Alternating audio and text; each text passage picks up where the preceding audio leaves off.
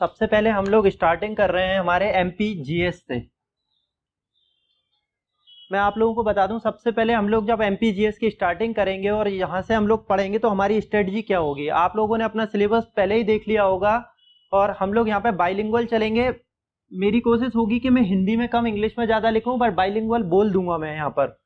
अब यहाँ पर जो स्पेसिफिकली बस केवल 5 मिनट का मैं आपको स्ट्रेटजी बता रहा हूँ कि किस स्ट्रेटजी से आपको चलना है। नंबर ऑफ क्वेश्चन 50 हैं आपके पास में, जबकि उसकी जो टोटल मार्किंग है 150 है। तो आप सोच सकते हैं कि अब इस बार से जो न्यू सिनेरियो आपका चेंज हुआ है वहां से कितना ज्यादा वेटेज दिया गया है एमपीजीके को।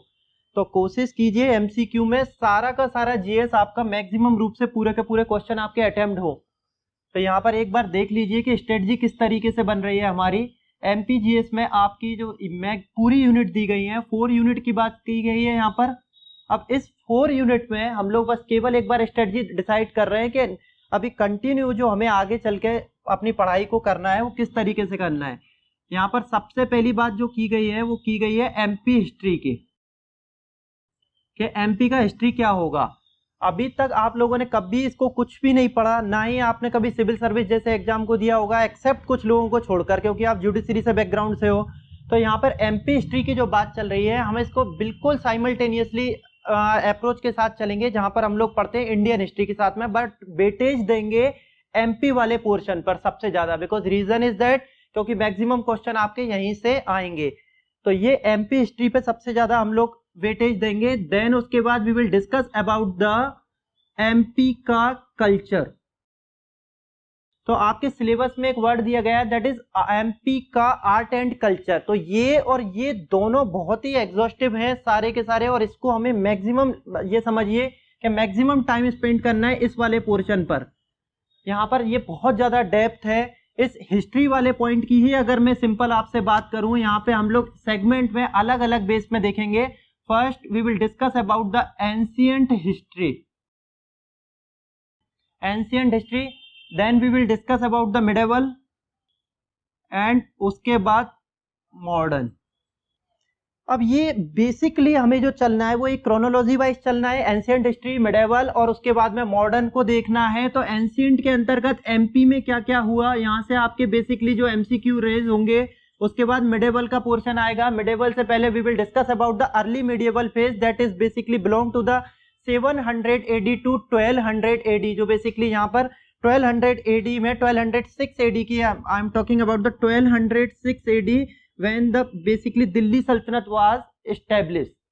ठीक है, तो ये बेसिकली जो इसकी बात चल रही है, अभी एक सिंपल वर्ड में मैं आपको लिखा रहा हूं केवल, बाकी हम बाइलिंगुअल में दोनों में एक साथ में बात करते चलेंगे। एंशिएंट बेसिकली प्राचीन काल से संबंधित है, इसमें हम प्राचीन इतिहास की बात करेंगे।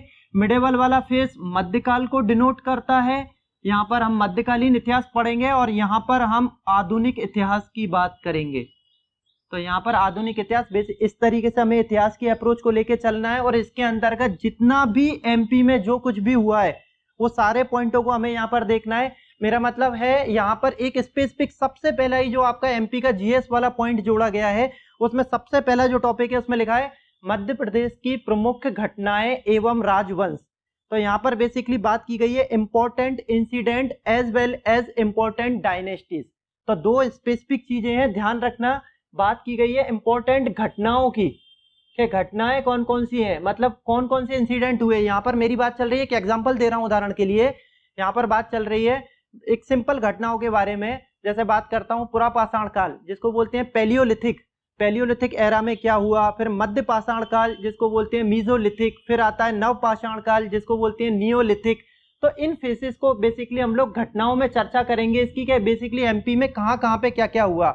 You might be aware about the specific site like Bhimbetka, फिर इसके बाद सांची स्तूप। तो ये बेसिकली सारे के सारे जो भी हैं हम लोग यहाँ पर घटनाओं वाले पॉइंट पर डिस्कस करेंगे। देन उसके बाद आएगा द पीरियड ऑफ राजवंश। ये बेसिकली डायनेस्टीज का पीरियड है राजवंश वाला। इसके अंतर्गत हम लोग जो शुरुआत करेंगे उसमें स्पेसिफिकली छोटी छोटी डायनेस्टियां, जितनी भी मेजर और माइनर डायनेस्टीज हैं एमपी की, उन पे हम लोग बात करेंगे। जैसे उदाहरण के लिए यहाँ पे बात चल रही है मौर्य, स्पेसिफिक मौर्य की जो बात कर रहे हैं चल रही है, मौर्य के पीरियड से यहाँ से डायनेस्टीज का पीरियड शुरू होता है, फिर मौर्य का पीरियड आता है, then we will discuss about the post Maurya period. In post Maurya period you will read the specific some minor dynasty like Kushan dynasty, Suk dynasty, Sang dynasty, Kadwa dynasty. So these all are the specific dynasty. We will discuss about the dynasty segment. ये दोनों पढ़ने के बाद हम लोग आएंगे specifically यहाँ पर जो डायनेस्टीज की बात चल रही है, इस डायनेस्टीज में ये पूरा प्राचीन और मध्यकाल बेसिकली डायनेस्टीज से ही भरा हुआ है। देन उसके बाद आता है मॉडर्न पीरियड, और मॉडर्न पीरियड में आपका जो सिलेबस है उस सिलेबस का सेकंड वाला जो यूनिट है वो बात करते हैं फ्रीडम स्ट्रगल की। ये फ्रीडम स्ट्रगल की जो बात चल रही है ये बात चलेगी यहाँ पर शुरू होगी 707 after the death of Aurangzeb, और इसके बाद से एमपी के अंदर बेसिकली हिस्ट्री में क्या क्या नए नए चेंजेस आते हैं। एमपी के अंदर basically I am talking about the specific segment of Malwa specific region, Bundelkhand region, Baghelkhand region, Gondwana का रीजन। मैं यहाँ पर आपको मैप बनाकर स्पेसिफिक रूप से आपको डिटेल में बताऊंगा कि किस किस स्पेसिफिक रीजन में क्या क्या हुआ था उस समय पर। और यहाँ से लेकर बात चल रही है 1947 की। तो 1947 मतलब वो फ्रीडम मूवमेंट की बात चल रही है कि इस पूरे फ्रीडम मूवमेंट के अंतर्गत बेसिकली कहाँ कहाँ पे क्या क्या हुआ। जैसे आप सिंपल क्वेश्चन आपके बन के आ जाएंगे अगर कहीं से भी, उसमें मान के चलिए अगर ये डायनेस्टीज वाले से आते हैं तो आते हैं, मिडेवल वाले फेज से आपके क्वेश्चन आते हैं कि गौरी डायनेस्टी जो स्पेसिफिकली है मध्य प्रदेश के किस स्पेसिफिक रीजन से बिलोंग करती है, और स्पेसिफिक किसी पर्सनैलिटी को डिनोट करके अगर एमसीक्यू क्वेश्चन आ गया होशंगसा was the so and so specific dynasty. तो बेसिकली यहाँ पर बात चल रही है कि या तो पर्सनैलिटी बेस्ड क्वेश्चन आएगा या इंसिडेंट बेस्ड क्वेश्चन आएगा, या फिर यहाँ पर जो क्वेश्चन आएगा वो फ्रीडम स्ट्रगल का आएगा। तो फ्रीडम स्ट्रगल में जो बात चलेगी वो बात चलेगी स्पेसिफिक मूवमेंट की, लाइक यहाँ पे बात चलेगी नॉन कोऑपरेटिव मूवमेंट। तो ये non cooperative movement which was establish इन 1920, इसको बोलते हैं हिंदी में असहयोग आंदोलन। अब इस मूवमेंट में बेसिकली आपने देखा होगा इतिहास, जिन लोगों ने पढ़ा होगा हिस्ट्री उनको पता होगा ये नॉन कोऑपरेटिव मूवमेंट जो बेसिकली ये चला गया था महात्मा गांधी की लीडरशिप में, ये इसका प्रभाव एमपी के अंदर क्या हुआ, किस तरीके से इसने एमपी को इन्फ्लुएंस किया, और एमपी के अंदर इसकी जो डिफरेंट ब्रांचेस हमें दिखती हैं वो किस रूप में दिखती हैं। जैसे एक सिंपल एग्जांपल देता हूं, एमपी में non cooperative movement all over India में चला, लेकिन ये सिविल सर्विस के जब स्टूडेंट पढ़ेंगे उसे तो वो इंडिया के कॉन्टेक्स्ट में पढ़ेंगे। आप लोगों को यहाँ पर एमपी के कॉन्टेक्स्ट में देखना है, तो एमपी के कॉन्टेक्स्ट में आप बात करेंगे केवल दो specific movement. The first one is Ratona movement, Ratona Satyagraha. Ratona Satyagraha, Ratona is the place which is situated in the Sagar district. तो उसके नाम पर बेसिकली रतोना बना under the leadership of Makhanlal Chaturvedi. Similarly आपको यहां पर दूसरा मिलेगा फ्लैग मूवमेंट, जिसको आप लोग बोलते हो झंडा सत्याग्रह। तो इस तरीके से छोटे छोटे मूवमेंट की आपसे डेट पूछेंगे एमसीक्यू में, या डेट नहीं पूछेंगे तो वहां पर उससे पूछेंगे कि उसका स्पेसिफिक लीडर कौन है, मध्य प्रदेश के किस स्पेसिफिक एरिया से वो बिलोंग करता है। इस तरीके के एमसीक्यू आपके बनेंगे सारे के सारे। ये बात चल रही है केवल नॉन कोऑपरेटिव मूवमेंट की। सिमिलरली उसके बाद आ जाएगा CDM movement, civil disobedience movement की बात चल रही है 1930 में under the leadership of Mahatma Gandhi. इसको हिंदी में बोलते हैं सविनय अवज्ञा आंदोलन। इसमें मध्य प्रदेश का क्या रोल था, मध्य प्रदेश के इंपॉर्टेंट कौन कौन से लीडर थे जिन्होंने इंपॉर्टेंट रोल प्ले किया, और उस समय मध्य प्रदेश की स्थिति क्या थी, किस स्पेसिफिक एरिया ने सबसे ज्यादा यहाँ पर रिप्रेजेंटेटिव किया था। मैं यहाँ पर बात कर रहा हूँ सिंपल, अगर मध्य प्रदेश को मैं लूं, देखिए अगर सिंपल मध्य प्रदेश की बात चल रही है, ये इतिहास अपने आप में बहुत ज्यादा एग्जॉस्टिव और लेंदी है। अगर एक बार हमें समझ में आ गया तो यहाँ से सारे क्वेश्चन अपने आप ऑटोमेटिकली बनते हुए निकलेंगे। तो एमसीक्यू के जितने भी क्वेश्चन आपको निकालना है उसके लिए सबसे अच्छा तरीका यही है कि पर्सनैलिटी और स्पेसिफिक इंसिडेंट पे फोकस होइए। देखिए एक सिंपल बात कर रहा हूं मैं, एकदम सिंपल, एक छोटा सा कॉन्सेप्ट है, 5 मिनट के लिए मैं आपको दे रहा हूं कि मैं अगर सिंपल एमपी की बात करता हूं कि एमपी के मैप को आप आज कुछ इस तरीके से देखते हैं। अब इस एमपी के मैप को अगर मैं एंशिएंट और मिडेवल के पीरियड में लेके जाता हूं तो इस पीरियड के अंतर्गत मैं यहां पर आपको कुछ स्पेसिफिक छोटी डायनेस्टीज के रूप में इसको रिप्रेजेंट करता हूं। ये देखिए इस एमपी के मैप में एक स्पेसिफिक एरिया जो मैंने डिमार्केट किया है, इस स्पेसिफिक जगह को जो मैंने डिमार्केट किया है, this area is basically belong to the Bundelkhand. और Bundelkhand area which is denote करता है टू बुंदेला डायनेस्टी, ये बुंदेला डायनेस्टी। फिर इसके सदर्न वाला जो हिस्सा है, specifically this southern region is basically denote to the Gondwana region. Gondwana region is basically region belong to the Gond tribes. अब ये गोंड ट्राइब्स है या फिर बेसिकली ये कुछ और है, इस पे हम लोग बात करेंगे जब हम लोग डिस्कस करेंगे गोंडवाना। फिर इसके बाद ये पीरियड, ये जो छोटा सा ईस्टर्न वाला है ये कहलाता है बघेलखंड, बघेलखंड रीजन। अब उसके बाद वेस्टर्न एमपी पे जब हम लोग आते हैं तो ये वेस्टर्न एमपी का जो स्पेसिफिक पीरियड है, ये वेस्टर्न एमपी का जो स्पेसिफिक पीरियड है, इस वेस्टर्न एमपी में आप देखेंगे ऊपर से लेकर नीचे तक, नॉर्दर्न से लेकर साउथ तक की स्थिति जो हमें मिलती है यहाँ पर, वो हमें मिलेगी किस रूप में, वो हमें मिलेगी ये बघेलखंड।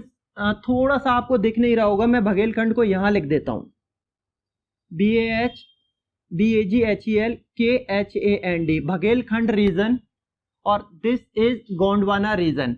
अब यहां पर जो बात चलती है स्पेसिफिकली, यहां पर आपको 3 स्पेसिफिक डायनेस्टी मिलेंगी, और उन डायनेस्टियों में फर्स्ट डायनेस्टी जो आपको मिलेगी that is Scindia dynasty which is belong to the Gwalior region. Again यहां पर आपको मिलेगी होलकर डायनेस्टी, और Holkar dynasty belong to the Indore region. और एक छोटी सी डायनेस्टी आपको मिलेगी, वो होगी यहां पर भोपाल, और भोपाल का जो स्पेसिफिक रीजन है दैट बिलोंग टू द नवाब।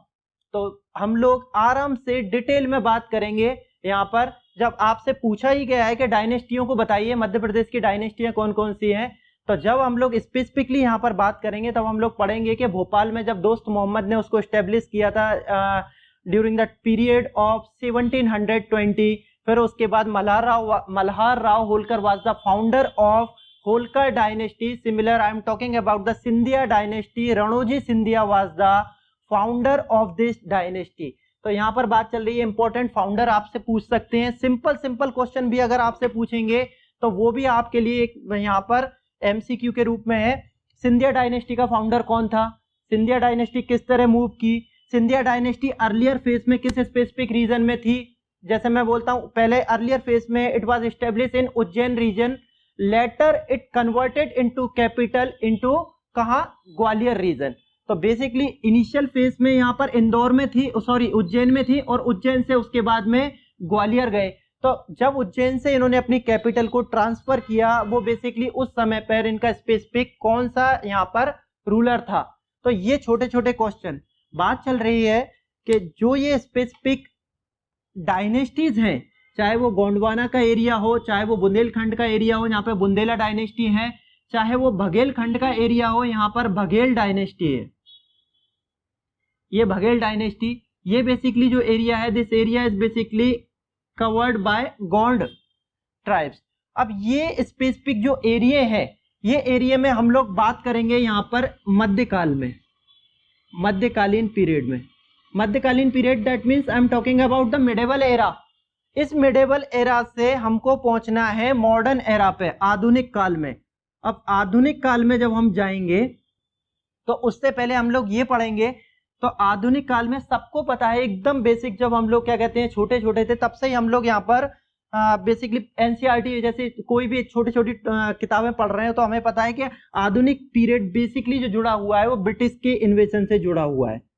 तो ब्रिटिश आगमन से ये जुड़ा हुआ है, और ब्रिटिश आगमन तक अगर हमें पहुंचना है तो ब्रिटिश आगमन से पहले हमें ये देखना है कि ये छोटी छोटी डायनेस्टियां इस इंपॉर्टेंट रीजन में क्या रोल प्ले कर रही हैं, और उसके बाद में इन डायनेस्टियों का धीरे धीरे डिक्लाइन हो गया।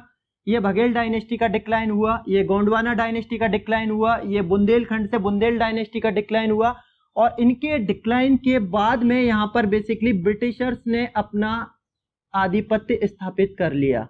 तो बेसिकली यहाँ पर अब यहाँ पर ब्रिटिशर्स आ गए, ब्रिटिशर्स ने इस एरिया को ऑक्यूपाई किया, और इस पूरे एरिया को ऑक्यूपाई करने के बाद एक समझना बिल्कुल एक छोटा सा कॉन्सेप्ट है, इसको डिटेल में पढ़ेंगे कि किस तरीके से ये प्रोसेस चल रही है।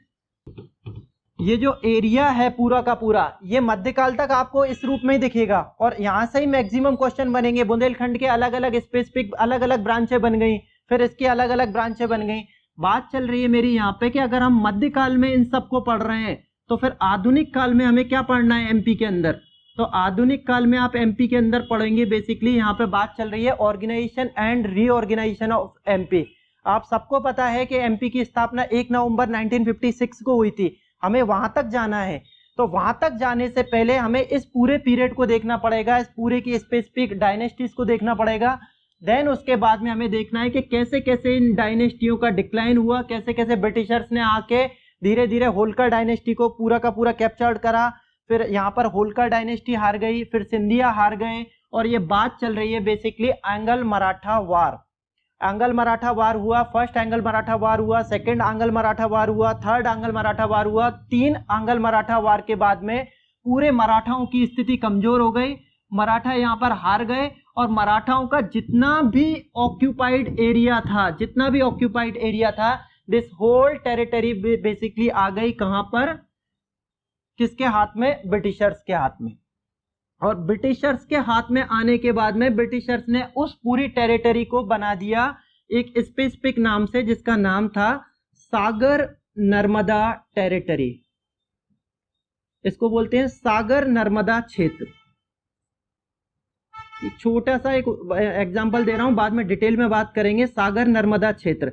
अब ये सागर नर्मदा क्षेत्र के बाद में धीरे धीरे ब्रिटिशर्स ने इस पूरे एरिया को जो छोटे छोटे अलग अलग क्षेत्रों में बटा था, अलग अलग डायनेस्टी के रूप में बटा था, धीरे धीरे उसको ऑक्यूपाई करना शुरू किया। ऑक्यूपाई करके उसके नाम चेंज करना शुरू किए। इनिशियल फेज में इन्होंने नाम रखा सागर नर्मदा टेरिटरी। धीरे धीरे और एरिया को कैप्चर करना शुरू किया। फिर इस पूरे एरिया को कैप्चर करके यहाँ पर इसको स्पेसिफिक नाम दे दिया सेंट्रल प्रोविंस। और इस सेंट्रल प्रोविंस के बाद में थोड़े थोड़े टाइम के बाद में डे टू डे उन्होंने यहाँ पर ईयर टू ईयर नए क्षेत्रों को लिया। और उसके बाद में 1903 की बात है, ये डेटें आपसे पूछी जाएंगी, फैक्चुअल है। 1903 में इन्होंने यहाँ पर इस्टेब्लिश कर दिया एक नई territory, that is CP and Berar. तो अर्लियर फेज में ये सागर नर्मदा टेरिटरी के नाम से जाना जाता था, और later in convert in the name of central province and Berar. फिर उसके बाद में ये बात चल रही है इस वाले पोर्शन की, जब ये पूरे के पूरे यहाँ से खत्म हो गए, दूसरा वाला पोर्शन यहाँ पर इसी तरीके से हम लोगों को बात करनी है, जिसमें मैं बात कर रहा हूँ होलकर डायनेस्टी, सिंधिया डायनेस्टी और भोपाल के नवाब की। ये लोग प्रीवी पर्स के रूप में रहे। फिर इनके भी पूरे के पूरे एरिया को एक दूसरे नाम में कन्वर्ट कर दिया, दैट इज मध्य भारत प्रांत। और फिर उसके बाद में 1947 में जब ब्रिटिशर्स यहाँ से चले गए और जब इंडिया आजाद हो गया, तो this total area basically merge into one composite area, that is Madhya Prant. तो ये पूरा का पूरा बन गया एक मध्य प्रदेश के नाम से। और यही मध्य प्रदेश 1 नवंबर 1956 को 3 अलग अलग पार्ट से, ए पार्ट, बी पार्ट और सी पार्ट से कन्वर्ट होकर बन गया होल मध्य प्रदेश। तो बेसिकली यहाँ पर हमें पढ़ना है, शुरुआत हमें जो करनी है वो करनी है प्राचीन काल से। इस प्राचीन काल के बाद मध्यकाल का पार्ट देखना है, और मध्यकाल के बाद आधुनिक काल का पार्ट देखना है। आप लोगों का सिलेबस इसी बार से नया जुड़ा है, लेकिन आपको ये सारा का सारा यहाँ पर देखना है। अगर फिर भी आप बहुत ज़्यादा क्या कहते हैं, आप यहाँ पर बहुत ज़्यादा फैक्चुअल होना चाहते हैं, तो आप मिडेवल और जो आपका मॉडर्न वाला पॉइंट है इसमें आप बहुत ज़्यादा फैक्चुअल हो सकते हैं, क्योंकि यहाँ से मैक्सिमम क्वेश्चन निकलेंगे। मेरा कहने का मतलब है कि बेसिकली आप पढ़ें तीनों ही चीज, लेकिन प्राचीन काल का जितना भी मैक्सिमम हमारे पास एविडेंस है, वो सारा का सारा एविडेंस बेसिकली बेस है आर्कियोलॉजिकल एविडेंस के ऊपर। जबकि यहाँ पर मध्यकाल और आधुनिक वाला जो काल है, इस पूरे काल में जो एविडेंस आपको मिलेगा वो मिलेगा लिटरेचर से संबंधित। तो लिटरेचर का जो एविडेंस होता है, जो लिट से जुड़ा होता है, उसको मानते हैं सबसे ज्यादा ऑथेंटिक। और जबकि आर्कियोलॉजिकल वाला होता है, ये आर्कियोलॉजिकल के केस में ये होता है, यहाँ पे डाउट की कंडीशन बनी रहती है। आर्कियोलॉजिकल में बहुत सारी चीजें अलग अलग रहती हैं। किसी स्पेसिफिक साइंटिस्ट ने किसी धरती को खोजा, खोजने के बाद में कुछ स्पेसिफिक कॉइन्स को निकाला, न्यूमिस्मेटिक कहते हैं कि ये coins so and so specific राजवंश का था। फिर कोई कहता है ये एक स्पेसिफिक मंदिर था, ये इस राजवंश ने बनाया था, लाइक गुप्ता पीरियड में। तो गुप्ता पीरियड में, इस पूरे गुप्ता पीरियड में, जैसे मैं सिंपल बात करता हूँ उदयगिरी केव्स के बारे में जो विदिशा में है। अब उदयगिरी केव्स में नंबर ऑफ केव्स की संख्या है 20, लेकिन आज तक ये क्लियर नहीं है कि किस स्पेसिफिक रूलर ने किस केव को बनवाया। बस ये क्लियर है कि गुप्ता डायनेस्टी के पीरियड में मध्य प्रदेश के विदिशा में उदयगिरी केव्स को बेसिकली यहाँ पर कंस्ट्रक्ट कराया गया था। Similarly I am talking about the Sanchi stupa. सबको पता है इनिशियल फेज में Sanchi stupa build by brick किसके थ्रू बना था, अशोका के थ्रू। फिर अशोक के बाद में यहाँ पर सातवाहन आए, सातवाहनों ने इसमें इंपॉर्टेंट रोल प्ले किया। सातवाहनों से पहले आप देखेंगे यहाँ पर सुंगा डायनेस्टी आई थी, तो सुंगा डायनेस्टी ने भी इसमें इंपॉर्टेंट रोल किया था। तो 3 इंपॉर्टेंट डायनेस्टी बेसिकली यहाँ से जुड़ती हैं, ये सांची के स्तूप से जुड़ती हैं। तो आपसे सिंपल क्वेश्चन पूछ सकते हैं कि which one of the dynasty is not belong to the Sanchi stupa. उसमें ऑप्शन दे देंगे ए बी सी। पहले में दे देंगे मौर्य डायनेस्टी, दूसरे में सुंगा, तीसरे में सातवाहन और चौथे में कुछ भी। देन आपको आंसर एलिमिनेट करना है कि कौन सी डायनेस्टी स्पेसिफिक यहाँ पर नहीं है। तो इस तरीके से बेसिकली हमें हिस्ट्री वाले पॉइंट पूरे के पूरे पार्ट को कवर करना है। तो हिस्ट्री वाले पॉइंट में तीनों ही पार्ट आपके लिए बहुत ज्यादा जरूरी है, चाहे वो प्राचीन हो, मध्यकाल हो या आधुनिक वाला पार्ट हो। आप वेटेज लास्ट टाइम पे जब आपका होगा तो उसमें आप मिडेवल और मॉडर्न पे सबसे ज्यादा वेटेज दे सकते हैं, क्योंकि मैक्सिमम आपका क्वेश्चन यहीं से निकलेगा। अब देखिए एक सिंपल उदाहरण दे रहा हूं मैं यहाँ पर। आगे चल के बात चल रही है आर्ट एंड कल्चर की। क्या आर्ट एंड कल्चर को हमें किस तरीके से पढ़ना है, ये पहली यूनिट की बात कर रहा हूँ, बिल्कुल पहली यूनिट की, जिसमें सिंपल लिखा हुआ है मध्य प्रदेश की history and art and culture. Art and culture की जब हम लोगों की बात चल रही है तो आर्ट एंड कल्चर में सिंपल बात की गई है यहाँ पे फोक डांस। फोक डांस को बोलते हैं लोक कला, लोक नृत्य की बात चल रही है। तो फोक डांस, लोक नृत्य। तो यहाँ पर बेसिकली हम लोग जो पढ़ेंगे उसको मैं आपको एक टेबल फॉर्म में पढ़ा दूंगा, और साथ साथ में अगर कहीं पर आपको डाउट होता है तो उसके मैं आपको स्पेसिफिकली जेरोक्स में नोट्स वगैरह प्रोवाइड करवा दूंगा, जिससे आपका कंसेप्चुअल क्लियरिटी बनी रहे। बोर्ड बेसिकली यहाँ पर जो बोर्ड का प्रेजेंटेशन किया जा रहा है ये इसलिए किया जा रहा है कि आपका कॉन्सेप्ट क्लियर रहे।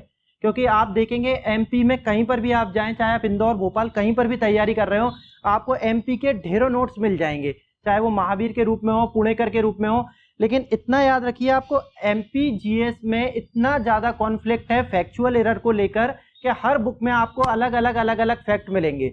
आप आज ही अगर इसको देख ले कहीं भी किसी भी बुक को उठाकर, तो आप देखेंगे कहीं पर 55 डिस्ट्रिक्ट मिलेंगी, कहीं पर 52 डिस्ट्रिक्ट मिलेंगी, कोई 54 डिस्ट्रिक्ट दे रहा है।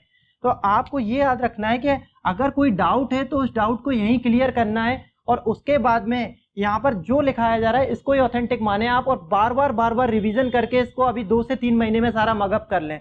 सो दैट होगा क्या कि मेरे रहते जितने भी आपके डाउट हैं वो सारे डाउट यहीं क्लियर हो जाएंगे। फिर आपको किसी भी स्पेसिफिक बुक की जरूरत नहीं पड़ेगी, क्योंकि अगर मैंने वो सारी बुकें पढ़ रखी हैं तो मैं आपको उसका जिस्ट ही दे रहा हूँ पूरा का पूरा। बात चल रही है यहाँ पे फोक डांस के रूप में, तो यहाँ पे फोक डांस ले लेंगे हम लोग, फोक म्यूजिक ले लेंगे, फोक ड्रामा ले लेंगे, फिर उसके बाद में अलग अलग डिफरेंट टाइप की फोक पेंटिंग ले लेंगे। तो यहाँ पे एक ही बार में हम लोग सारा का सारा पूरा कल्चर कवर कर लेंगे। इसी कल्चर वाले पॉइंट में आपके सिलेबस में यहाँ पर आता है क्या, एमपी के म्यूजिशियन। तो अभी तो फोक की बात चल रही थी कि फोक पे काम कर रहे थे, अब हम सिंपल म्यूजिशियन की बात करेंगे। एमपी के राइटर की बात करेंगे कि एमपी के स्पेसिफिक राइटर कौन से हैं, तीनों राइटर की स्पेसिफिक बात करेंगे। साहित्यकार की बात चल रही है यहाँ पर कि एमपी में जो स्पेसिफिकली साहित्य लिखा है किसने लिखा है, बात चलेगी। दोबारा से यहाँ पे बात करेंगे प्राचीन काल की, मध्यकाल की और आधुनिक काल की।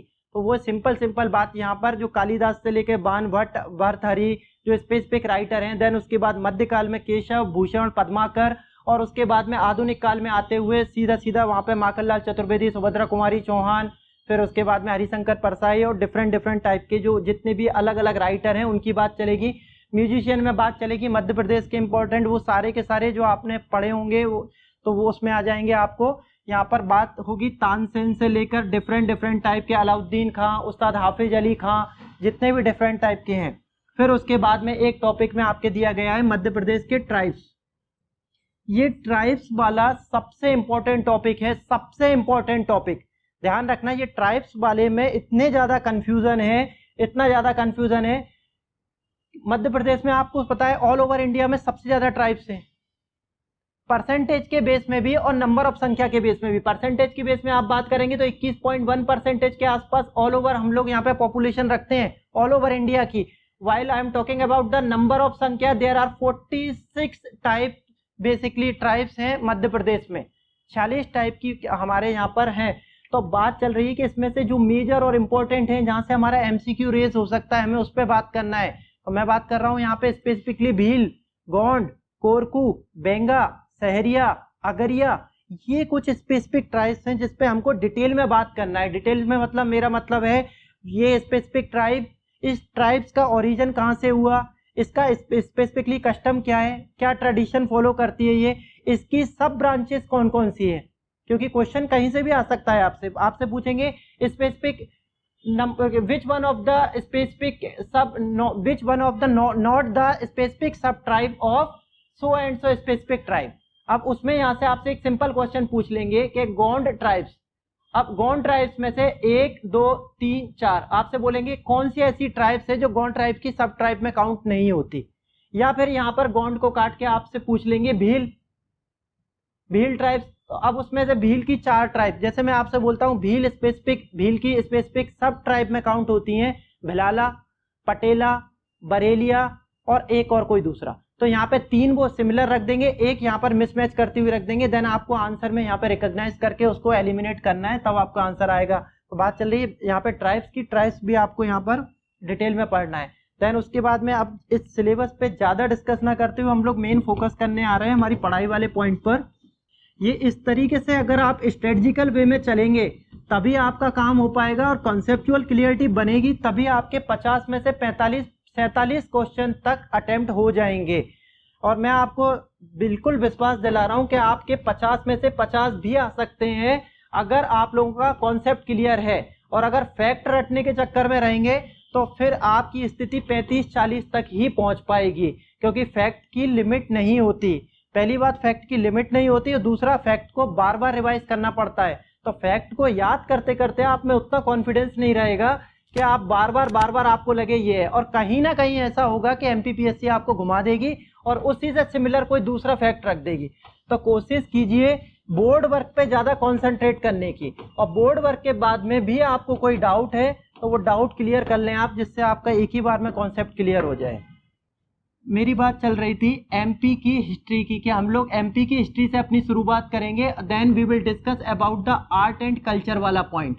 तो इसी पे अभी मैंने छोटा सा एक डिस्कशन किया था कि किस तरीके से एमपी की हिस्ट्री हम पढ़ेंगे, किस फेज में, एंशिएंट, मिडिवल, मॉडर्न के फेज में, और उसके बाद आर्ट एंड कल्चर पे आएंगे। बिल्कुल वैसा ही और उससे भी ज्यादा मैं आपको एनहेंस करके दे दूंगा जितना आपके सिलेबस में है। सिलेबस में तो कई ऐसी चीजें हैं जो हिडन फॉर्म में है, उन्होंने उसको एक्सप्लेन नहीं किया, बट हम लोग उस पर भी बात कर लेंगे। ये केवल एक सिंपल फर्स्ट टॉपिक की बात थी। दूसरी की बात आती है उसमें एमपी की ज्योग्राफी की बात आती है। अब इस ज्योग्राफी में भी जो सिलेबस डिजाइन किया गया है वो भी बहुत हद तक 80% ही है, लेकिन इसको जब हम इसकी स्टार्टिंग करेंगे तो इसकी स्टार्टिंग में ही एमपी की ज्योग्राफी वाला जो पार्ट है, इसकी ज्योग्राफी में आपके सिलेबस में दिया है, शुरुआत ही की गई है वो रिवर से की गई है। मध्य प्रदेश की इंपॉर्टेंट रिवर कौन कौन सी हैं, मध्य प्रदेश के खनिज संसाधन कौन कौन से हैं, मध्य प्रदेश के वेजिटेशन कौन सा है। तो यहाँ पे वनों से संबंधित बात चल रही है, फॉरेस्ट की, यहाँ पे इंपॉर्टेंट रिवर्स की बात चल रही है, नदियाँ कौन कौन सी हैं यहाँ पे, और डिफरेंट टाइप की जितनी भी चीजें हैं वो सारे के सारे इरिगेशन पॉइंट से लेकर एग्रीकल्चर तक का सारा बात है यहाँ पर ज्योग्राफी में की गई है। उस पर हमारी बात होगी सेकेंड वाले फेज में, और थर्ड वाला फेज है वो 2 डिफरेंट फेसों में डिवाइडेड है। फर्स्ट पार्ट है एमपी की पॉलिटी, मतलब मध्य प्रदेश की राज्य व्यवस्था। ये सिमिलर वैसी ही है जैसी सेंट्रल गवर्नमेंट के फेस में रहता है। तो आप लोग वैसे भी कॉन्स्टिट्यूशन पढ़ते ही होंगे, तो कॉन्स्टिट्यूशन जिन लोगों ने भी अच्छे से पढ़ा है उसको पता होगा कि यहाँ पर बात चल रही है गवर्नर के केस की, कि गवर्नर किस तरीके से इंपॉर्टेंट रोल प्ले करता है स्टेट में। मैं राज्यपाल की बात कर रहा हूँ। और इस गवर्नर के बाद में बात चल रही है काउंसिल ऑफ मिनिस्टर की, इंक्लूडिंग यहाँ पे सीएम की बात चल रही है। सीएम बेसिकली यहाँ पर स्टेट का मेन चीफ होता है। तो काउंसिल ऑफ मिनिस्टर मतलब उसकी मंत्रिपरिषद इंक्लूडिंग सीएम, और उसके बाद में बात चल रही है लेजिस्लेटिव असेंबली। तो ये लेजिस्लेटिव असेंबली की जो बात चल रही है ये क्या है, ये विधानसभा की बात चल रही है। कहीं कहीं पे यूनिकैमरल होता है, कहीं कहीं पे बाईकैमरल होता है। हमारे मध्य प्रदेश में जो एडमिनिस्ट्रेटिव सिस्टम और जो बेसिकली पॉलिटिकल सिस्टम फॉलो किया जाता है वो बेसिकली केवल एक फेस में है, जिसको एक सदनीय बोलते हैं, एक सदनीय। तो ये एक सदनीय जो होता है ये बेसिकली क्या है, लेजिस्लेटिव असेंबली के रूप में। आप किसी दूसरी स्टेट में जाएंगे, यूपी जैसी स्टेट में, तो वहां पर आपको ये बाइकैमरल फेस में मिलेगा, जिसमें लेजिस्लेटिव असेंबली और लेजिस्लेटिव काउंसिल दोनों मिलेंगी आपको। विधानसभा और विधान परिषद की बात चल रही है। हमारे मध्य प्रदेश में केवल विधानसभा वाला फेस है। अब इसमें सिंपल सिंपल क्वेश्चन आएंगे, आपको यहाँ से पूछे जाएंगे विधानसभा में कितने इंपॉर्टेंट यहाँ पर मेंबर होते हैं और उसके बाद में उनके क्या इंपॉर्टेंट रोल हैं, अभी रिसेंटली किसको चुना गया है, या एक टेबल दे देंगे, उस टेबल में से देंगे विच one of the following is not the member of legislative assembly.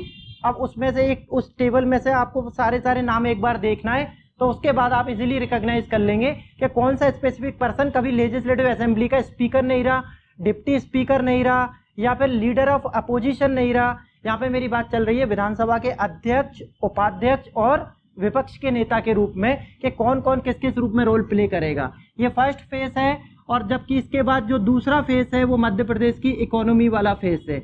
मैं केवल यूनिट थर्ड की बात कर रहा हूँ। यूनिट थर्ड को यहाँ पर डिवाइडेड किया है टू डिफरेंट पार्ट में। The first part is basically belong to the MP polity and the second one is basically denote to the MP economy. और इस एमपी इकोनॉमी में बेसिकली हमें क्या पढ़ना है, मध्य प्रदेश का इंडस्ट्रियल सिस्टम। मध्य प्रदेश का इंडस्ट्रियल सिस्टम से यहाँ पे जो बात चल रही है वो बात चल रही है किसकी, कि अभी तक आपने इस एमपी की ज्योग्राफी में केवल एक एग्रीकल्चर वाला पार्ट पढ़ा था, वो था एग्रीकल्चर। और इस एग्रीकल्चर कृषि और कृषि से संबंधित स्पेसिफिक इंडस्ट्रीज। अब यहाँ पर जब हम आएंगे इकोनॉमी वाले फेज में, तो उसके बाद में डिफरेंट टाइप की इंडस्ट्रीज पढ़ेंगे मध्य प्रदेश में जो है स्पेसिफिकली। तो यहाँ पर इसके अलावा कौन सी हो सकती है, इसके अलावा 2-3 डिफरेंट है। एक मिनरल बेस्ड इंडस्ट्री हो सकती है, फॉरेस्ट बेस्ड इंडस्ट्रीज हो सकती है, और फिर अलग अलग डिफरेंट बेस्ड जो इंडस्ट्रियाँ हैं वो यहाँ पर हमें बात करना है। इसी इकोनॉमी वाले फेज में we will discuss about the census of MP. Madhya Pradesh की जनगणना जो बेसिकली अभी भी फॉलो की जाएगी 2011 से, क्योंकि वो कोरोना के चक्कर में यहाँ पे 2021 का अभी तक सेंसस काउंट ही नहीं हुआ, तो ये अगेन इसी डाटा पे काउंट करेगा। तो यहाँ पे भी वही सिंपल क्वेश्चन पूछे जाएंगे, हाईएस्ट पॉपुलेशन किसकी, लोएस्ट कौन से डिस्ट्रिक्ट है, डेंसिटी कहाँ कम है, डेंसिटी कहाँ ज़्यादा है, सेक्स रेशो कहाँ कम है, सेक्स रेशो कहाँ ज़्यादा है, वो उस तरीके की बातें सेंसस में चलेंगी। तो उसके बाद में यहाँ पर आएगा इकोनॉमिक डेवलपमेंट ऑफ एमपी।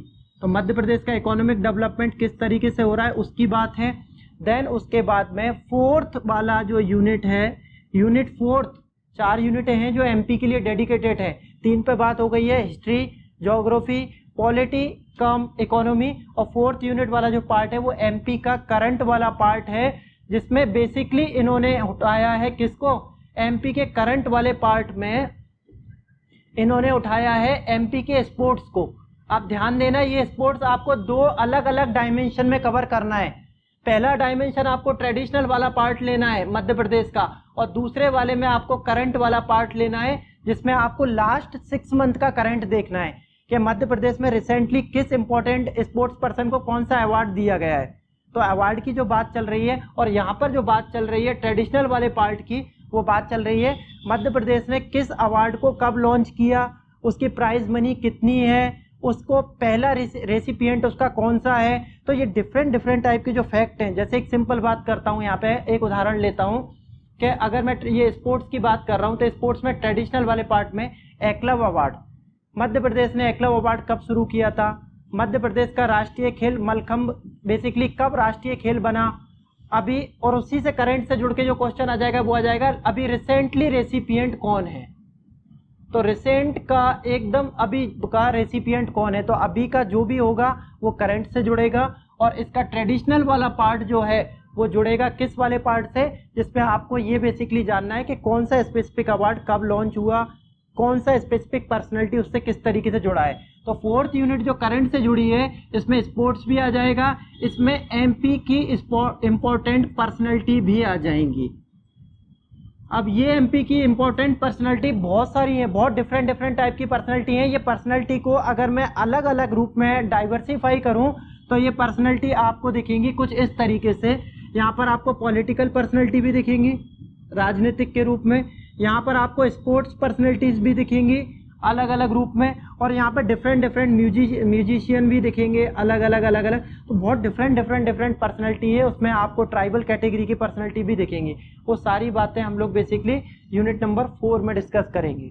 तो इस तरीके से 4 यूनिटें हैं बेसिकली, और 5वीं यूनिट जो है छोटी सी वो बेसिकली यहाँ पे बात की गई मध्य प्रदेश की मध्य प्रदेश का नहीं, यहाँ पे बात है IT और कम्युनिकेशन वाली।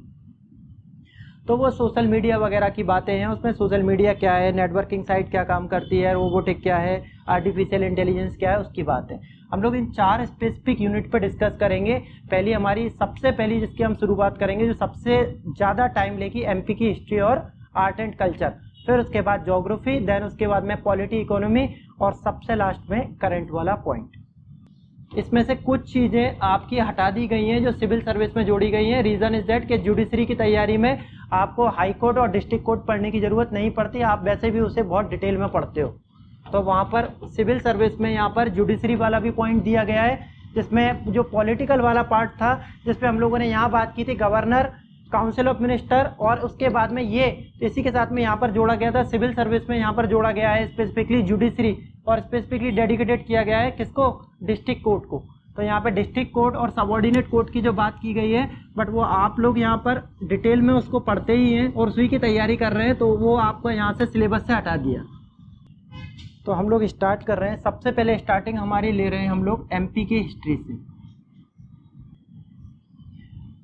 अब ध्यान देना, सिलेबस देख लेना अच्छे से और कहीं पे कोई डाउट ना रह जाए, इसलिए बोल रहा हूँ मैं आपको कि MP के इतिहास की बात चल रही है, मध्य प्रदेश का इतिहास, और अभी इतनी बात हो चुकी है उस पर कि किस तरीके से हमें इस पर चलना है। सबसे पहले हम लोग प्राचीन काल से ही शुरुआत करेंगे, प्राचीन कालीन इतिहास।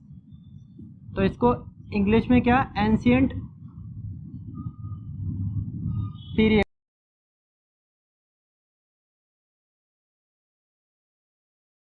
एंशिएंट पीरियड की बात चल रही है, यहाँ से हम लोग अपनी स्टार्टिंग करेंगे। कुछ चीज़ें ऐसी हैं जो आपको नोट्स फॉर्म में दे दूंगा मैं, यहाँ पे लिखाऊंगा तो आपका टाइम वेस्ट ही होगा, बहुत सारी चीज़ें आप लिख नहीं पाएंगे। कुछ ऐसा है जो आप यहाँ पर चाहें और आपको लिखता है तो आप उसको फैक्ट के रूप में अपने नोट्स में कन्वर्ट कर सकते हैं। तो एंशिएंट फेज से हम लोग अपनी शुरुआत कर रहे हैं, और यहाँ पर साइमल्टेनियसली जैसा मैंने आपको स्ट्रेटजी में बताया कि हम किस तरीके से पूरे प्रोसेस में चलेंगे, मैं आपको यहीं के यहीं लिंक करा दूंगा इंडियन हिस्ट्री के साथ में, सो दैट आपका कॉन्सेप्चुअल क्लियरिटी हो जाए कि सर अगर यहाँ से क्वेश्चन टूटता है, ब्रेक होता है, तो एट द फाइनल टाइम जहाँ पर आप पेपर देने जा रहे हैं वहाँ आपको क्वेश्चन याद आ जाए कि सर यहाँ पे कहीं ना कहीं इसका लिंक इससे बन सकता है। एंशिएंट पीरियड की बात चल रही है और हम लोग इसकी शुरुआत करेंगे सबसे पहली प्री हिस्टोरिक पीरियड से। प्री हिस्टोरिक पीरियड, अब ये प्री हिस्टोरिक पीरियड बेसिकली जिसको हम लोग हिंदी में बोलते हैं प्रागैतिहासिक काल, जिसको हम लोग हिंदी में बोलते हैं प्रागैतिहासिक काल। ये प्रागैतिहासिक काल क्या होता है पहले इसको समझ लीजिए, उसके बाद हम लोग आगे बढ़ेंगे कि ये प्री हिस्टोरिक पीरियड की जिसकी बात चल रही है। जब मैंने आपसे बोला था कि जब आप फाइनल टाइम पर जाएंगे और आपको लग रहा है कि अब टाइम कम बचा है और सारी चीज़ों को जल्दी जल्दी कवर करना है, उस समय पे आप MP की हिस्ट्री को कवर करेंगे तो एंशिएंट वाले फेज को चाहें तो थोड़ा कम वैल्यू दे सकते हैं रेदर देन मिडिएवल और मॉडर्न। रीज़न इज दैट कि ये जो पीरियड है इसमें मैक्सिमम जितने भी एविडेंस आपको मिलते हैं वो सारे के सारे एविडेंस जो हैं वो आर्कियोलॉजिकल बेस होते हैं, आर्कियोलॉजिकल बेस एविडेंस। तो यहाँ पर जो बात चल रही है वो बात चल रही है कि प्रागैतिहासिक काल एक ऐसा काल होता है जिसके अंतर्गत बेसिकली जो साक्ष्यों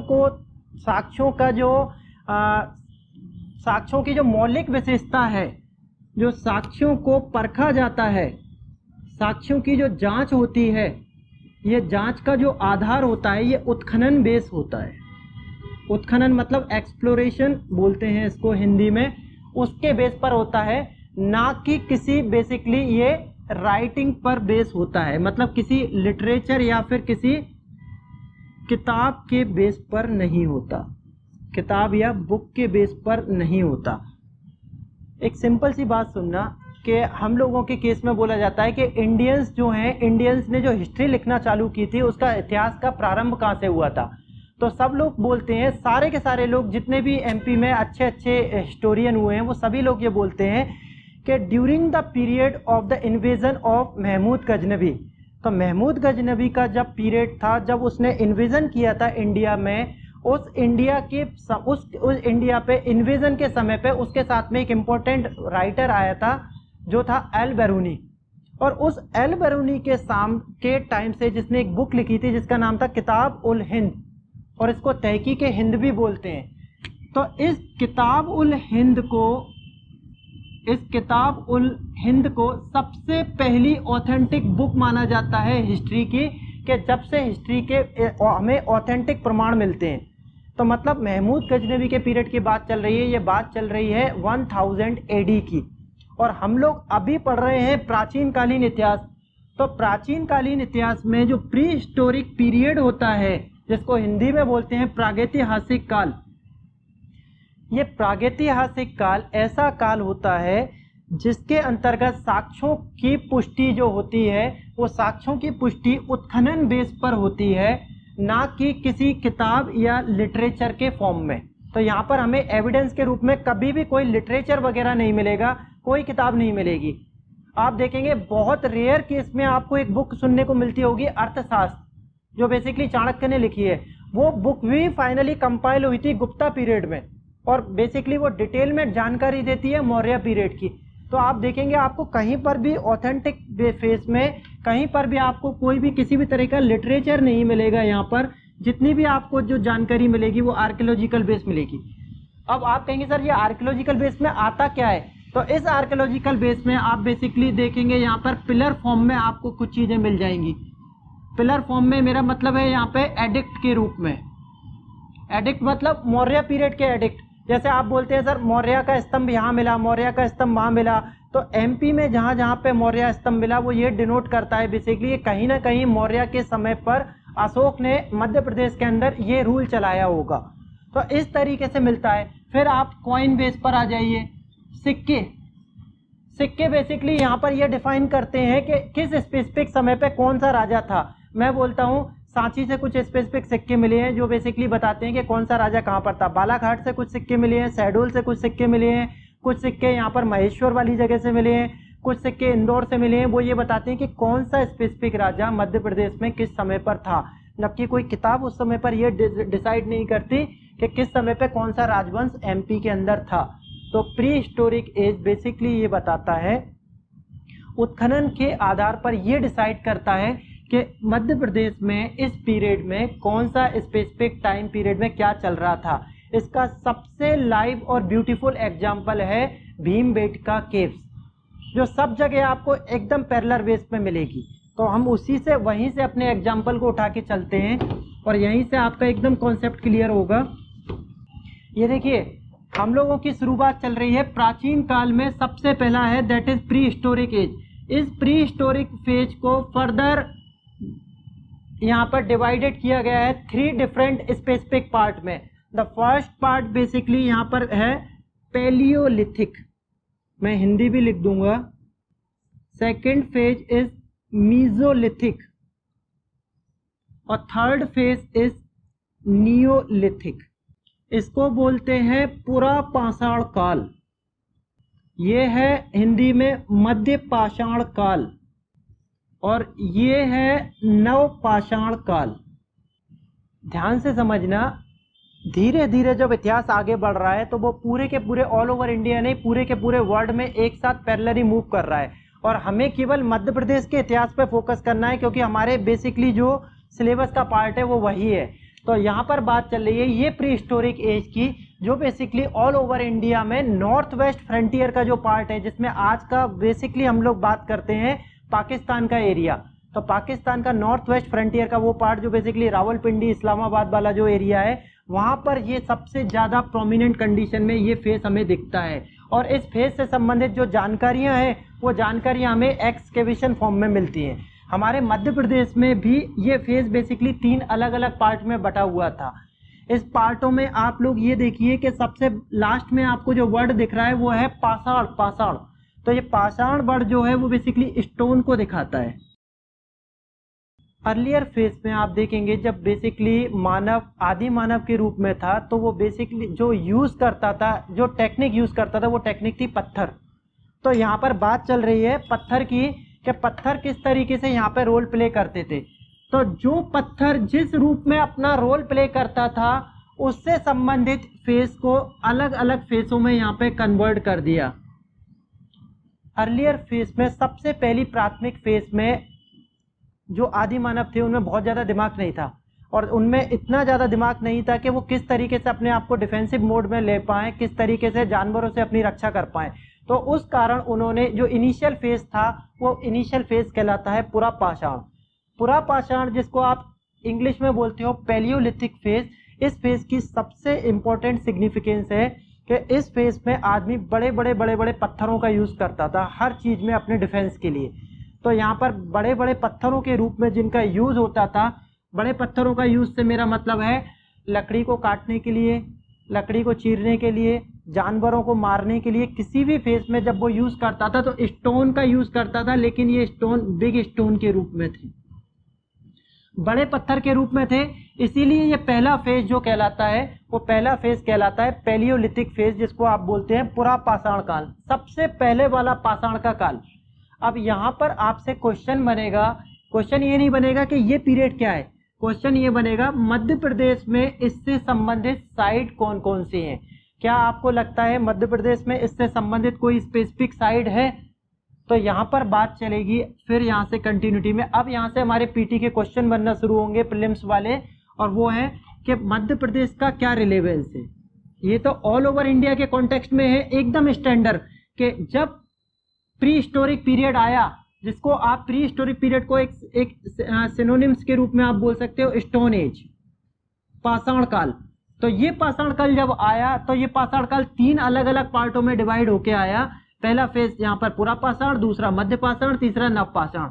अब क्वेश्चन पूछे जाते हैं आपसे यहाँ से कि आप ये बता दीजिए पुरापाषाण काल में मध्य प्रदेश की कौन कौन सी इंपॉर्टेंट साइट है और उन साइट का इंपॉर्टेंट सिग्निफिकेंस क्या है। तो यहाँ पर क्वेश्चन बनना शुरू होते हैं। तो पहला फेज यहाँ पर जो हमें पहली साइट के रूप में दिखता है दैट इज भीमबेट। ये भीमबेटका सबसे पहली साइट है जो पुरापाषाण काल का रिप्रेजेंटेशन करती है यहाँ पर। अब ये भीमबेटका जो इसका स्पेसिफिक डिस्ट्रिक्ट कौन सा है, डिस्ट्रिक्ट रायसेन। तो अब यहाँ से आपको करना क्या है, अब फिर सिलेबस पे वापस जाओ, फिर एक बार सिलेबस को देखो। आपसे पूछ रहे हैं मध्य प्रदेश की प्रमुख घटनाएं एवं मध्य प्रदेश के प्रमुख राजवंश। हम लोग अभी घटनाओं की बात कर रहे हैं क्योंकि यहाँ पर राजवंश आपको नहीं मिलेंगे, ये एक डेवलपिंग प्रोसेस है।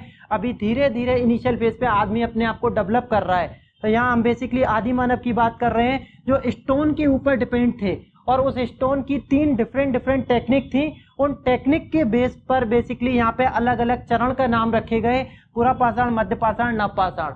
हम लोग पुरापाषाण काल की मध्य प्रदेश की इंपॉर्टेंट साइट पर डिस्कस कर रहे हैं। सबसे पहली और सबसे इंपॉर्टेंट साइट है भीमबेटका जो डिस्ट्रिक्ट रायसेन में है। अब इसके बाद में यहाँ पर भीमबेटका से रिलेटेड हमें इंपॉर्टेंट फैक्ट देखना है कौन कौन से हैं। Who was the discoverer of Bhimbetka site. तो यहाँ से बेसिकली क्वेश्चन निकलना शुरू होंगे, भीमबेटका का खोजकर्ता कौन था, किसने डिस्कवर्ड किया था इस साइट को सबसे पहली बार। तो यहाँ पर आएगा नाम विष्णु श्रीधर वाकड़कर। यहाँ से ये क्वेश्चन आपके प्री में बनना शुरू हो जाएंगे। अब यहाँ पर बेसिकली बात चल रही है कि 1957 में Vishnu Shridhar Wakankar was the main person who discovered the site of Bhimbetka in 1957।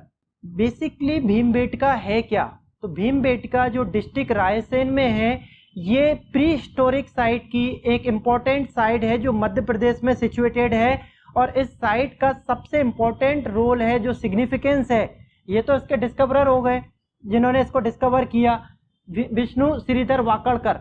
अब बात चल रही है इसका सिग्निफिकेंस क्या है, क्या विशेषता है इस साइट की। तो इस साइट के अंतर्गत बेसिकली हमें जो इंपॉर्टेंट मिलती हैं वो बातें मिलती हैं पेंटिंग के एविडेंस। ध्यान देना, लिखने से पहले पेंटिंग में भी एनिमल पेंटिंग की बात चल रही है, एनिमल पेंटिंग के एविडेंस। अब क्या है ये एनिमल पेंटिंग के एविडेंस। अब आप कहोगे सर क्या है ये, है क्या, क्या चल क्या रहा है। तो बात समझना ध्यान से कि हर इंपॉर्टेंट जगह पर अलग अलग एविडेंस होते हैं। जैसे मैं सिंपल बात करता हूँ, विदिशा में उदयगिरी केव्स है, तो उदयगिरी केव्स में आप देखेंगे कहीं पर वराह की मूर्ति है, कहीं पे जैन की मूर्ति है, कहीं पे देवी देवताओं की मूर्ति है। तो वो सारा का सारा जो इम्पोर्टेंट प्लेस है वो बेसिकली रिचुअल के रूप में काउंट होता है। अलग अलग धर्मों के अलग अलग देवी देवताओं की मूर्तियां वहाँ है। मैं बात करता हूँ बाघ की गुफाओं की, जो धार डिस्ट्रिक्ट में है, वो बेसिकली लौकिक जीवन से संबंधित है, मतलब हमारे जो स्पिरिचुअल जो लाइफ है उस लाइफ को रिप्रेजेंट करता है वो पूरा का पूरा। सिमिलरली जब मैं बात करता हूँ भीमबेटका साइट की, तो भीमबेटका साइट का जो इंपॉर्टेंट सिग्निफिकेंस है वो सिग्निफिकेंस है एनिमल पेंटिंग के एविडेंस। अब ये एनिमल पेंटिंग के एविडेंस क्यों है, उसका रीजन यहाँ पर ये है, आपको पता होगा इनिशियल फेज में प्री हिस्टोरिक पीरियड में आदमी आदि मानव के रूप में है, और आदि मानव के रूप में जो आदमी है इसको भगवान से तो कोई लेना देना है नहीं, उस समय भगवान नाम की तो कोई चीज थी नहीं।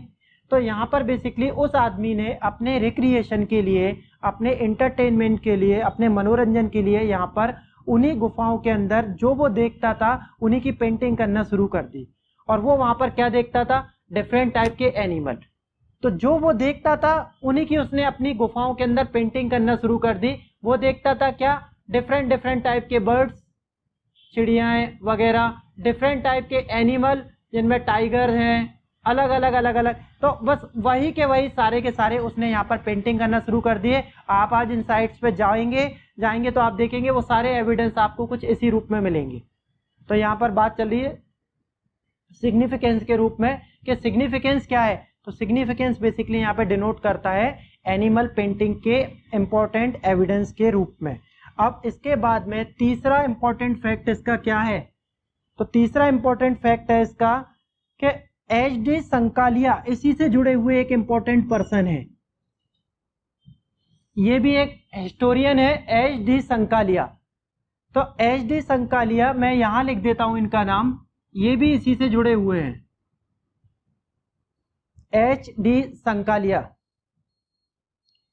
एच.डी. संकालिया एक ऐसे हिस्टोरियन है जो इस इंपॉर्टेंट साइट को, जो इस इंपॉर्टेंट साइट की जो इंपॉर्टेंट एज है इसको बताते हैं 1.50 लाख ईयर, इतने साल पुरानी है ये एक इंपॉर्टेंट फैक्ट है जो आपसे पूछा जा सकता है प्रीलिम्स में कि मध्य प्रदेश या फिर मध्य प्रदेश में स्थित इंपॉर्टेंट साइट जिसका नाम है भीमबेटका, उसकी एज को डिफाइन करने में किस इंपॉर्टेंट हिस्टोरियन का रोल है। तो यहाँ पर डिस्कवरर के रूप में फिर बोल रहा हूं आपको एक ही नाम आएगा, that is Vishnu Shridhar Wakankar, and the period was 1957। और यहाँ पर इंपॉर्टेंट सेकंड पर्सन मिलता है आपको एच.डी. संकालिया। ये एच.डी. संकालिया मध्य प्रदेश की भीमबेटका की साइट का जो टाइम पीरियड डिसाइड करते हैं, बताते हैं 1.5 लाख साल पुरानी है ये साइट, मतलब इतनी ओल्ड है ये साइट। सबसे पहली साइट जिस पर हम लोगों ने बात की वो थी भीमबेटका। अभी हम लोग केवल एक पार्ट पे बात कर रहे हैं, आपको एक एक साइट की डिटेल में बात करना है, उसी के बारे में जानना है। जितने इंपॉर्टेंट रिलेवेंस, जितने भी रिलेवेंस फैक्ट है वो सारे के सारे आपको मगअप करना है। पहली बात हुई थी भीमबेटका की। सेकंड नंबर पर दूसरी इंपॉर्टेंट साइट है Hathnora. This site is situated in the district of Sehore, Bhopal के पास में डिस्ट्रिक्ट है सीहोर, वहां पर ये साइट है। Who was the discoverer of this site? Again, H.D. Sankalia was the discoverer of this site. So this person is most important for both sides. The first is basically यहाँ पर important बात जो चल रही है वो बात चल रही है हथनोरा के केस में। अब आपसे पूछेंगे important यहाँ पर कि हथनोरा जो important साइट है वो मध्य प्रदेश में किस एज से बिलोंग करती है, किस जगह से बेसिकली ये है।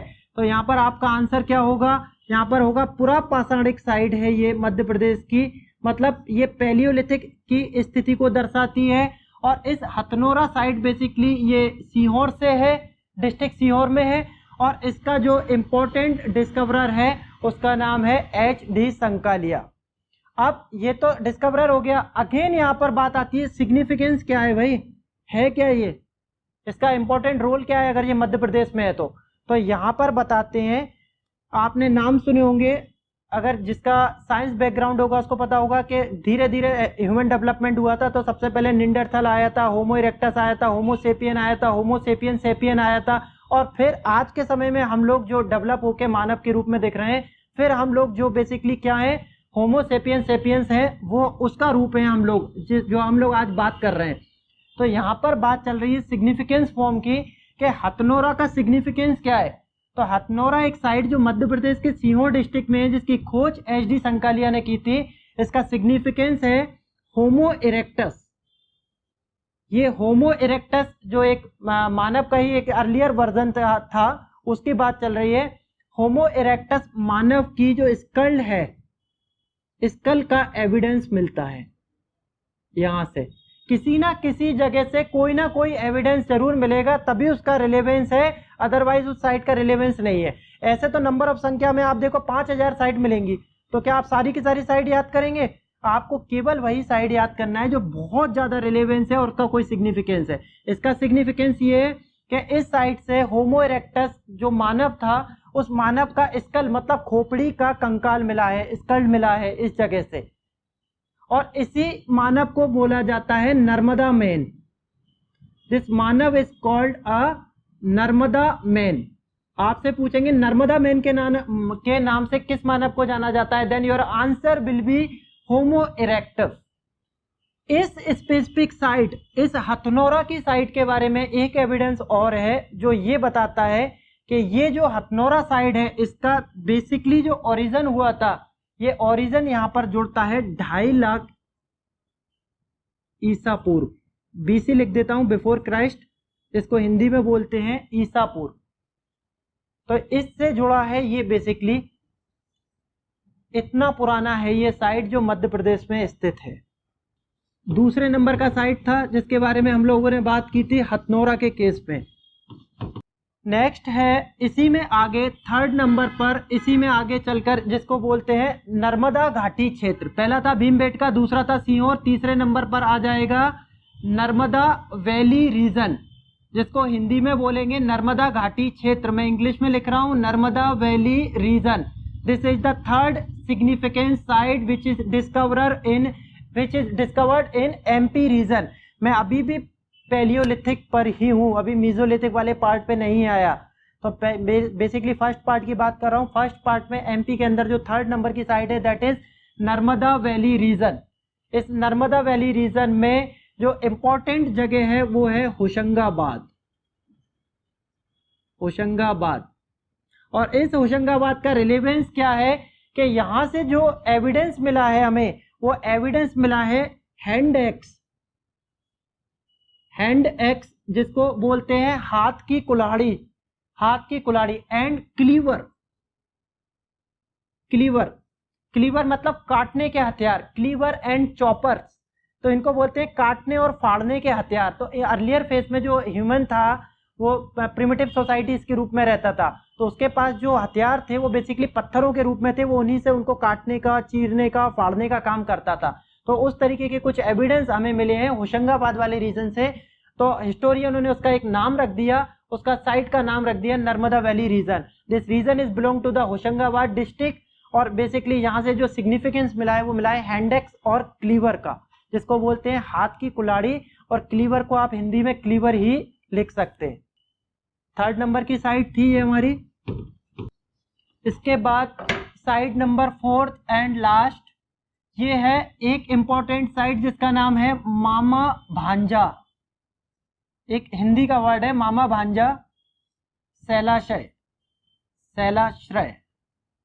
ये केप्स होती हैं, केप्स को हिंदी में बोला जाता है शैलाश्रय। मैं हिंदी में भी एक वर्ड लिख देता हूं, शैलाश्रय। तो यहाँ पे जो वर्ड यूज किया गया है, बेसिकली वो वर्ड यूज किया गया है मामा भांजा शैलाश्रय। अब ये बेसिकली प्री हिस्टोरिक पीरियड से जुड़ा हुआ है और पैलियोलिथिक पार्ट का हिस्सा है।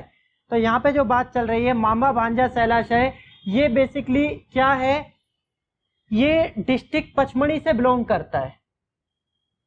पचमढ़ी डिस्ट्रिक्ट, पचमढ़ी में एक ऐसी साइट मिली है जिस साइट को हिस्टोरियनों ने एक स्पेसिफिक पीरियड के अंदर रखा है, और साइट का नाम है मामा भांजा शैलाश्रय, मतलब केव के रूप में बनी हुई। ये जो केव्स हैं, ये जो केव्स हैं, ये जो गुफाएं हैं, इन गुफाओं की नंबर ऑफ संख्या है 29। इन केव्स की जो नंबर ऑफ संख्या है वो है 29, और इनके अंतर्गत बेसिकली जो एविडेंस मिला है, सिग्निफिकेंस मिला है, वो मिला है रॉक पेंटिंग के एविडेंस। रॉक पेंटिंग के एविडेंस से यहाँ पर मेरा मतलब है, जो शैलाशय का मतलब ही मेरा रॉक पेंटिंग से, शैलों पर की जाने वाली चित्रकारी,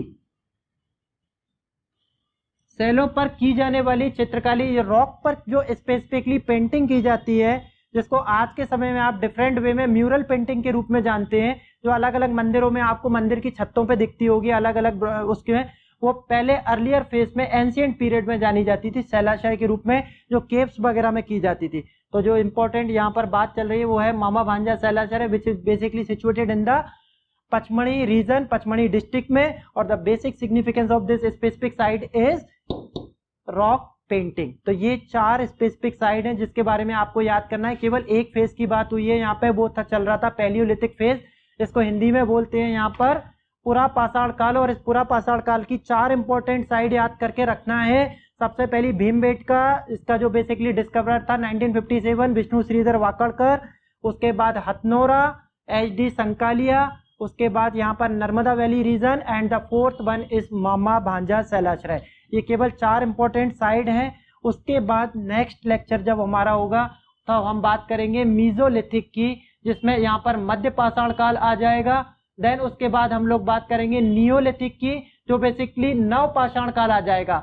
ये पूरा का पूरा पाषाण काल ही है जिसमें स्टोन यूज किया जा रहा है, लेकिन स्टोन की फ्रेमिंग अलग अलग हो गई। अभी बड़ा स्टोन यूज किया जा रहा है। मध्य पाषाण काल में आदमी का दिमाग टेक्निक से डेवलप हो जाएगा, और धीरे धीरे टेक्निक जब डेवलप होगी तो वो उस पत्थर से अलग अलग छोटी छोटी चिप निकाल के उसके औजार बनाना शुरू करेगा। और नव पाषाण काल तक आते आते आदमी ह्यूमन इतना ज्यादा डेवलप हो जाएगा कि वो अग्नि का, आग का, फायर का इन्वेजन करना शुरू कर देगा, मछलियों को पकड़ना शुरू कर देगा, कैटलाइजेशन की प्रोसेस शुरू कर देगा, पशुओं को पालना शुरू कर देगा, एग्रीकल्चर फ्रेमिंग शुरू कर देगा। तो ये सारी की सारी बातें धीरे धीरे आपको यहाँ मिलेंगी। हमें ये देखना है कि मध्य प्रदेश में उससे संबंधित क्या कोई स्पेसिफिक बात है, बस वो इंपॉर्टेंट पॉइंट हमें उठाना है, उसको याद करना है, जो हमारे प्रीलिम्स के लिए सबसे ज्यादा इंपॉर्टेंट है। हम लोग नेक्स्ट लेक्चर में डिस्कस करेंगे मीजोलिथिक से, देन उसके बाद नियोलिथिक। तो इसी क्रोनोलॉजी में हम लोग बेसिकली अपने प्राचीन भारत को लेके जाएंगे। Thank you.